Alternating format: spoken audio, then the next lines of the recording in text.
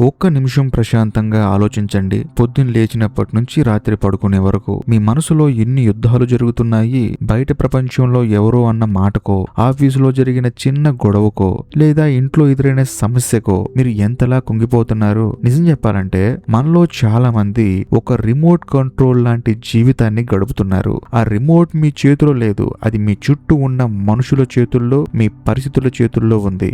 ఎవరైనా మిమ్మల్ని పొగిడితే మీరు ఆనందపడతారు.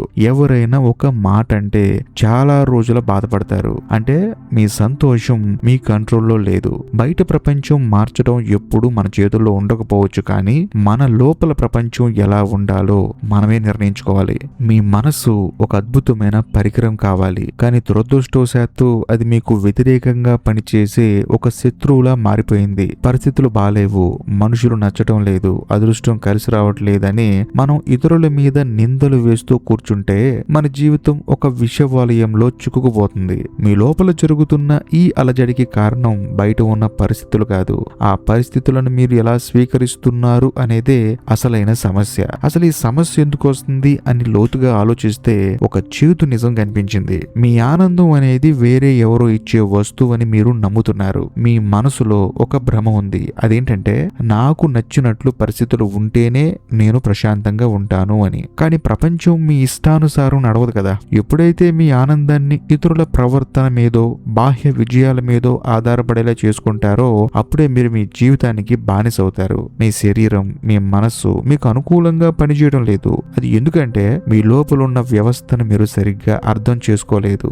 ఒక కారు నడపడం తెలియకపోతే అది ఎలాగైతే ప్రమాదాలకు దారితీస్తుందో, మీ మనస్సును ఎలా హ్యాండిల్ చేయాలో తెలియకపోతే అది మీకు ఒత్తిడిని, ఆందోళన ఇస్తుంది. మనం బయట ప్రపంచాన్ని బాగు చేయడానికి, అలాగే టెక్నాలజీని పెంచడానికి ఎంత సమయం కేటాయిస్తున్నామో మన లోపల ఉన్న ఇన్నర్ మెకానిజం ని అర్థం చేసుకోవడానికి అందులో 1% కూడా సమయం ఇవ్వటం లేదు. ఈ అజ్ఞానమే మనల్ని మనకి బానిసలుగా మారుస్తుంది. మీ ప్రాణం, మీ భావోద్వేగాలు మీ కంట్రోల్లో లేకపోవటమే అసలైన ప్రమాదం. మరి ఈ స్థితి నుండి బయటపడటం ఎలా?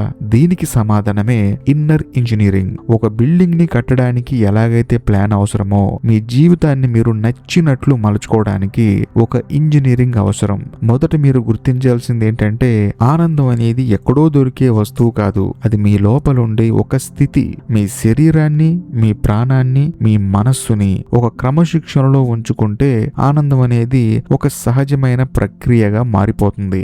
దీనికోసం మీరు హిమాలయాలకు వెళ్ళక్కర్లేదు, సంసారాన్ని వదలక్కర్లేదు. కేవలం మీ దృక్పథాన్ని మార్చుకోవాలి. మీ చుట్టూ ఉన్న ప్రపంచాన్ని మీరు ఎలా చూస్తున్నారు? మీరు ఒక బాధితుల్లా చూస్తున్నారా, లేక ఒక క్రియేటర్లా చూస్తున్నారా? మీ ఆలోచనలు మీకు సేవ చేయాలి తప్ప అవి మిమ్మల్ని శాసించకూడదు. మీ లోపల ఉన్న రసాయన వ్యవస్థ, అంటే కెమిస్ట్రీ అంటారు కదా, ఆనందమయంగా మార్చుకోవడం మీ బాధ్యత. ఎప్పుడైతే మీరు మీ లోపల ప్రశాంతంగా ఉంటారో అప్పుడు బయట ఉన్న తుఫాను కూడా మిమ్మల్ని ఏమీ చేయలేదు. సమస్యలు రావడం సహజం, కానీ ఆ సమస్యల వల్ల బాధపడాలా లేదా వాటికి పరిష్కారం వెతకాలా అనేది మీ రెస్పాన్స్. కాబట్టి మీ రెస్పాన్స్ అనేది చాలా అవసరం. సరిదంతా బాగానే ఉంది, మరి మన జీవితాన్ని ఎలా మెరుగుపరుచుకోవాలి అంటే వాటికి కొన్ని మార్పులు చేసుకోవాలి. ఇది కేవలం మాటలతో వచ్చే మార్పు కాదు, ఇది ఆచరణతో వచ్చే పరివర్తన.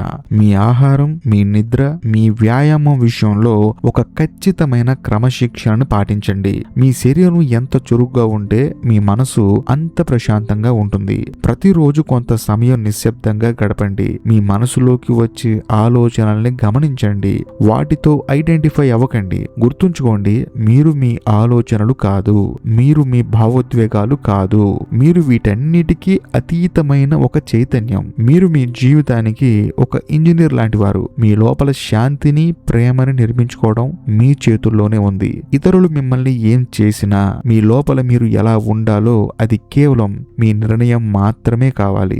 రేపు కాదు, వచ్చే వారం కాదు, ఇప్పుడే, ఈ క్షణమే మీ బాధ్యతను మీరు తీసుకోండి. మీరు మారితేనే మీ ప్రపంచం మారుతుంది. మీ జీవితం ఒక అద్భుతమైన కళాఖండం కావాలంటే ఆ శిల్పి మీరే కావాలి. నేటి నుంచి ఆ మార్పు మొదలు పెట్టండి. బాయ్.